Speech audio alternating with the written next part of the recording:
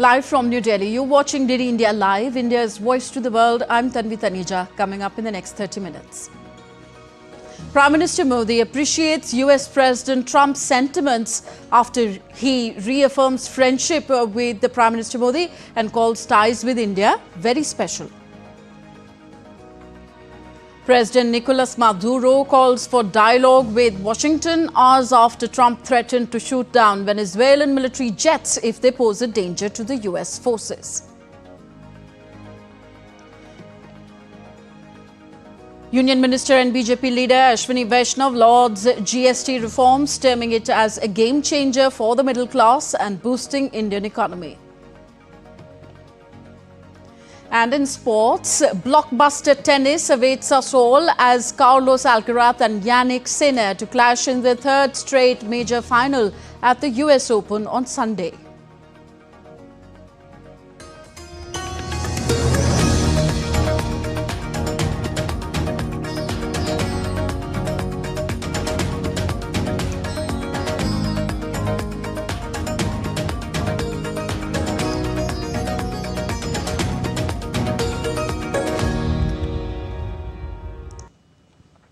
Prime Minister Narendra Modi appreciated US President Donald Trump's comments on relations with India.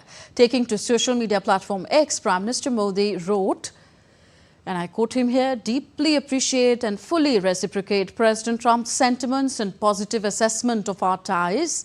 India and the US have a very positive and forward-looking, comprehensive and global strategic partnership." Earlier, Donald Trump had described India-US ties as very special, saying he would always be friends with Prime Minister Narendra Modi. With Modi, he's great. Prime Minister, he's great. I'll always be friends, but I just don't like what he's doing at this particular moment. But India and the United States have a special relationship. There's nothing to worry about. Referring to Prime Minister Modi's social media post on India-US relations, External Affairs Minister Dr. S. Jaishankar said that PM Modi attaches enormous importance to the partnership with the US, adding that India remains engaged with the United States. Mr. Modi obviously attaches enormous importance to our partnership with the United States. Where President Trump is concerned, he's always had a very good personal equation with President Trump. But the point is, look, we are engaged, we remain engaged with the United States, and at this time, I can't say more than that. Tensions continue to play out between the United States and Venezuela as Trump sent additional 10 stealth fighter planes to a growing military buildup in the Caribbean.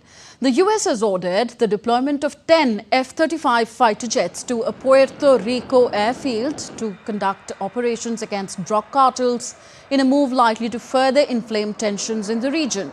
The advanced fighter jets will be added to an already bristling US military presence in the southern Caribbean as President Trump carries out a campaign pledge to crack down on groups he blames for funneling drugs into the United States. This development comes 3 days after US forces striked a boat that Trump said was carrying massive amounts of drugs from Venezuela, killing 11 people. The strike appeared to set the stage for a sustained military campaign in Latin America. The US has also deployed warships and increased military operations in southern Caribbean this week. Trump has made cracking down on drug cartels a central goal of his administration.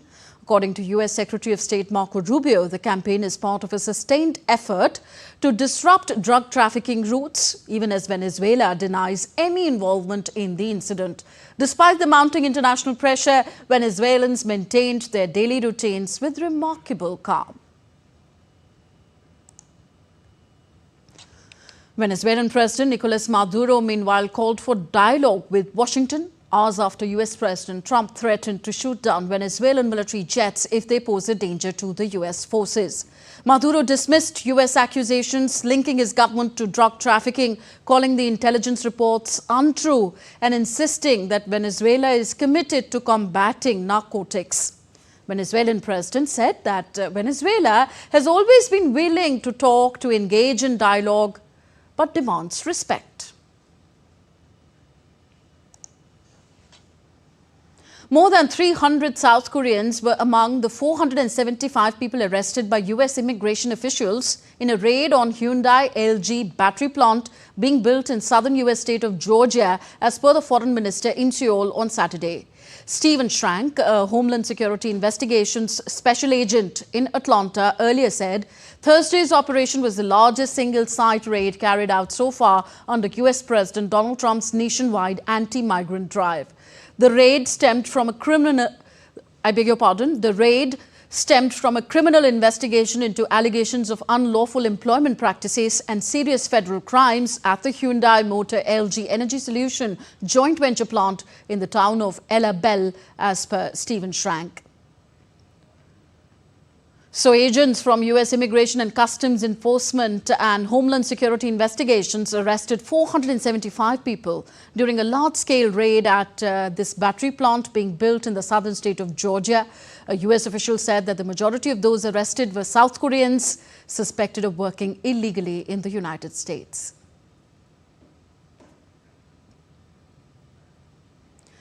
Next news from India. Union Minister and BJP leader Ashwini Vaishnav addressed a press conference on Saturday, highlighting the recent goods and services tax reforms as a transformative step for Indian economy.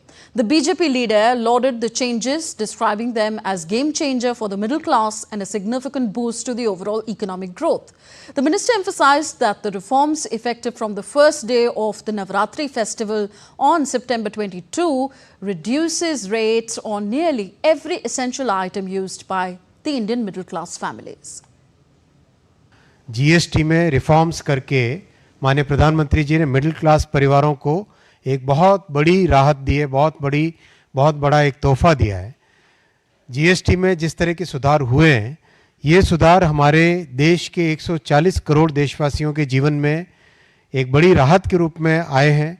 आज माननीय प्रधानमंत्री जी ने, माननीय वित्त मंत्री जी ने जिस तरह का जीएसटी में रेट्स कम करके, एक रैशनलाइजेशन करके और जिस तरह से एक सिंप्लीफिकेशन करके एक बड़ा रिफॉर्म लाए हैं, उस रिफॉर्म से हमारे जन जन के जीवन में प्रभाव आएगा।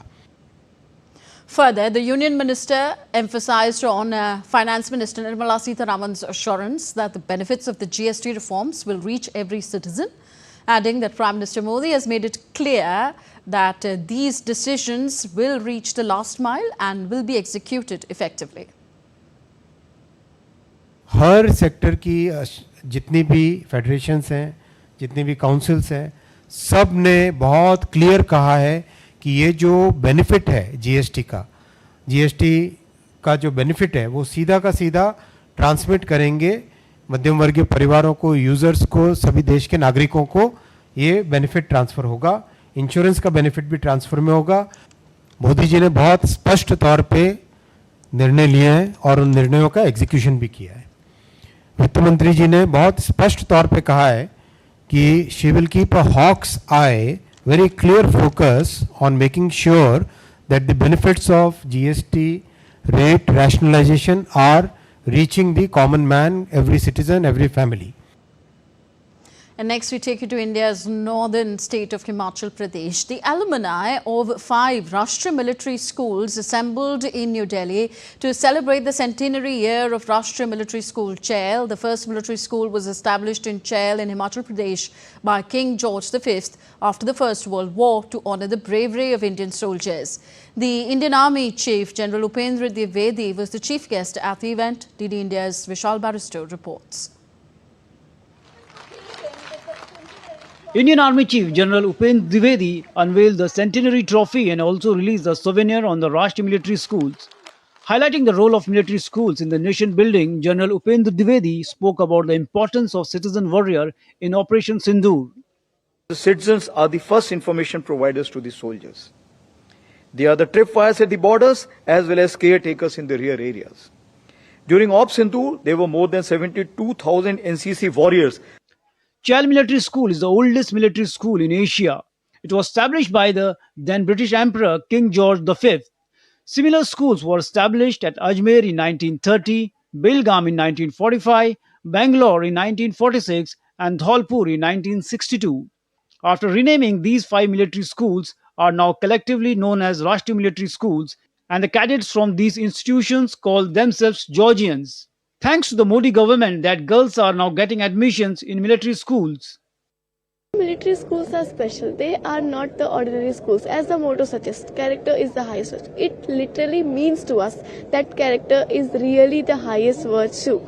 And we are blessed, and whosoever is a Georgian are blessed. And Georgians are not just the names.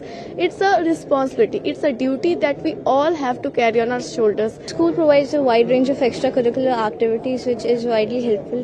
For example, there are various sports which we take part in. Recently there was a taekwondo course, and also the education and the sources which are provided by the school, like resource rooms, computer labs, they're also very helpful. Rashtriya military schools prepare students for the Indian Armed Forces. The most important thing which these schools emphasize on is character building and how you become a responsible citizen of the country, how you become a good human being. So I think they inculcate values in you. Apart from, of course, the studies which are important for everyone, there is a lot of emphasis on sports. The Rashtriya military schools have made a great contribution in all walks of national life. Two of the most important posts in the country today are held by Georgians. That of the National Security Advisor, Mr. Ajit Doval, who is the product of the Ajmer School, and that of the Minister for External Affairs, who is the product of the Bangalore School, Dr. S. Jaishankar. Later, a car rally was flagged off. This rally would drive through all the 5 military schools in the country. Vishal Barrister's report for DD India. 50th Toronto International Film Festival, underway in Canada, is celebrating the best of Canadian and global cinema. DD India's Munmun Bhattacharya caught up with Annie Murray, the CEO of New Zealand Film Commission. Murray spoke on the possibilities of future collaboration between India and New Zealand in the film's domain. We have with us here in Toronto the Chief Executive Officer of New Zealand Film Commission, Annie Murray.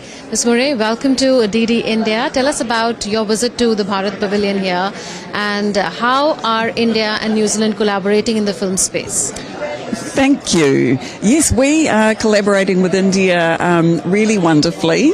We visited Waves earlier in the year, so the New Zealand Film Commission came to India, and we are looking to come back to Film Bazaar later in November and to bring a delegation of New Zealand producers and executives over to visit for Film Bazaar and for IFFI. So we have some films entered into IFFI. And then what we're hoping to do is to host some Indian producers and dignitaries back in New Zealand early next year. So we're really looking to bring our creatives together to work together on co-productions, because we have a treaty between India and New Zealand, a co-production treaty, and it's only been used once. So there's a lot of potential to do more. I saw a viral video of the New Zealand Prime Minister dancing on Indian Independence Day event in Auckland. So what does it say about the people-to-people connect and cultural connect between India and New Zealand, and how do you see films promoting that? Yes, film is a really beautiful way to promote cross-cultural connection. And also we have a long history of Indian cinema in New Zealand. There were a lot of films made, Bollywood films made in New Zealand some years ago, and we're hoping to bring back some more Bollywood film. And that's a very powerful message, I think, that our Prime Minister is sending to our Indian community, to say we really value you, we love your culture, we're very interested in working more together and working creatively together. Since the focus of the Bharat Pavilion is on Waves Bazaar, and Waves has just been launched as a summit by the Prime Minister in May in Mumbai this year, how are India and New Zealand looking to collaborate in this space, which is beyond television and films, in spaces like animation, visual effects, gaming, comics, extended reality, virtual reality, etc.? So Our job as the Film Commission is to promote film, but we are also incredibly interested in animation. As you'll know, New Zealand has a wonderful visual effects and animation community, and businesses like Weta Effects and incredible creatives like Sir Peter Jackson, who makes the most wonderful films. So we're looking to build on that reputation that we have and to collaborate with our neighbours, like with India, like with Australia and other countries, to build stories together. So there is indeed a lot of potential between India and New Zealand as far as collaboration in films and beyond is concerned. Thank you, Ms. Murray, for speaking to us on DD India. With cameraman YK Loknath, this is Munmin Bhattacharya from Toronto for DD India. You're watching DD India Live, still to come on the show. Donald Trump threatens potential trade retaliation after EU fines Google $3.45 billion for alleged unfair practices in its ad tech business. India and the US militaries rehearsed tactical drills together at the 21st edition of the Yuddha Abhyas in Alaska. And Typhoon Peipa moves from the western to eastern parts of Japan's Pacific coast, causing widespread destruction in Shizuoka.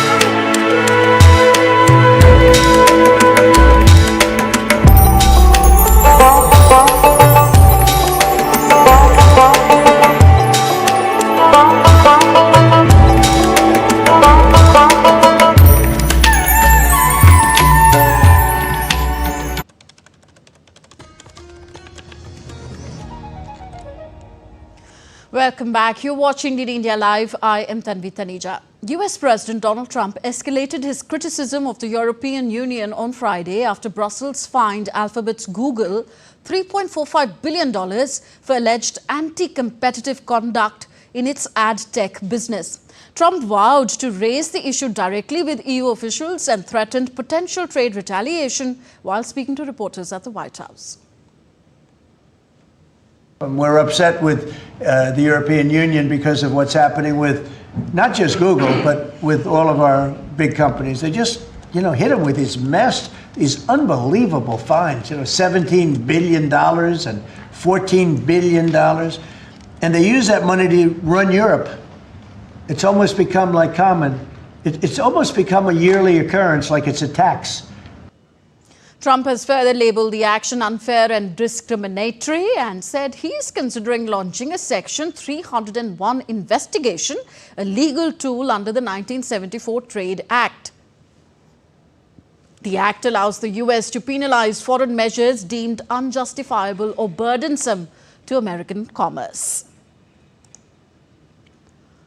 On its part, the European Commission said that Google favoured its own display advertising technology services, reinforcing its AdX exchange's central role in the ad tech supply chain and enabling the company to charge high fees at the expense of rivals and publishers.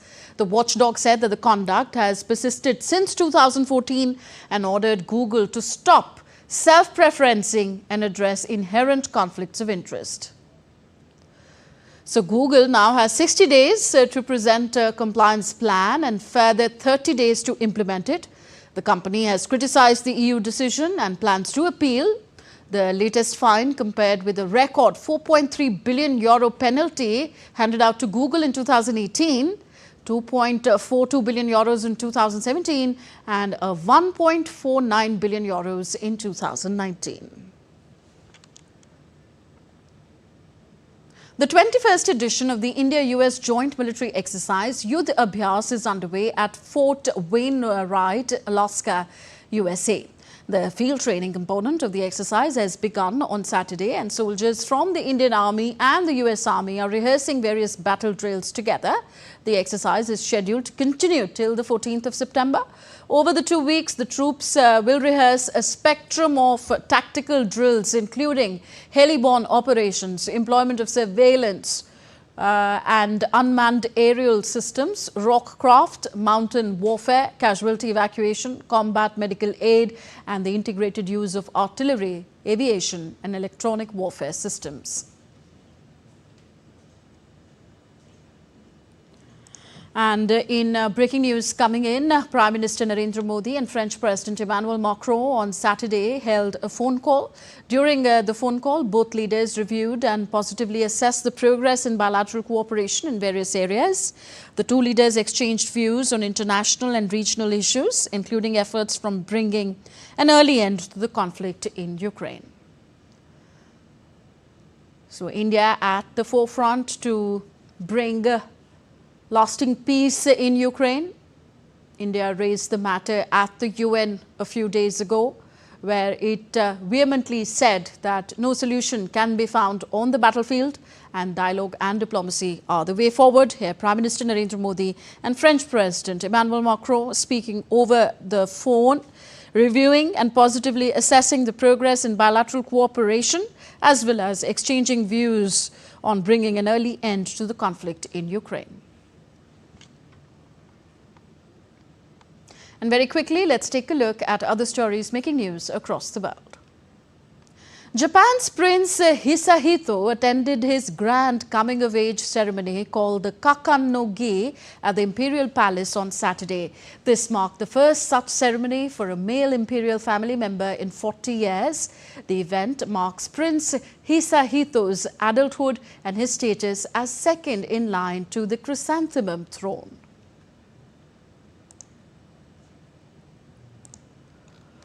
Italian fashion designer Donatella Versace embraced Argentine model Valeria Mazza before they paid their solemn respects to Giorgio Armani at his private funeral at the Armani Theatre in Milan on Saturday.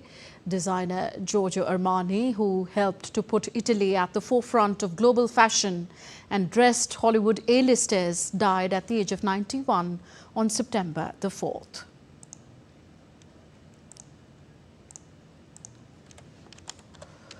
In Sydney, a 57-year-old man was attacked by a large shark at Long Reef Beach, resulting in his death on Saturday. The attack prompted the closure of several beaches. The man, who is yet to be identified, was 57-year-old and was an experienced surfer. He was attacked just after morning time at the Long Reef Beach in the north of the capital of the Australian state of New South Wales.